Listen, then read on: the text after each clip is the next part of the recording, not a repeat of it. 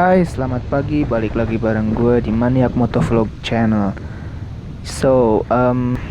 Kali ini gue rencananya mau ke satu tempat, yaitu bengkel lah istilahnya, bengkel modifikasi untuk mengganti cakram belakang. Ya, seperti yang kalian lihat barusan nih. Ini adalah paket pelek ya, untuk mengganti rem belakang yang tromol untuk diubah ke cakram. So gue emang lagi punya niatan buat ngeganti rem tersebut menjadi cakram. Sebenarnya ini banyak banget di toko online, kalian bisa searching, dan ini merupakan paketan ya. Kalian bisa searching paket cakram belakang Aerox dan banyak banget di situ opsi harga-harganya. Tinggal kalian pilih.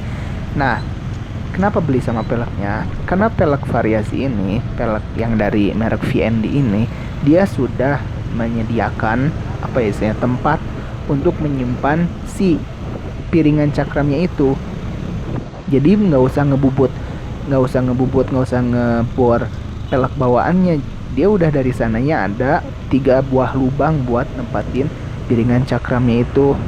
Dan di dalam peleknya itu juga udah termasuk seperti bautnya dan lain sebagainya, dudukan buat cakramnya, pokoknya udah satu paket aja.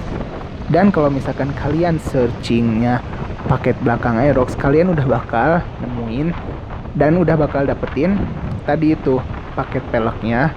Paket peleknya itu kan isinya bracket, baut sama pelek ya. Terus dapat juga seperti kaliper belakang, terus piringan belakangnya juga ya, piringan cakram dari TDR, kemudian master rem sama selang remnya pastinya ya.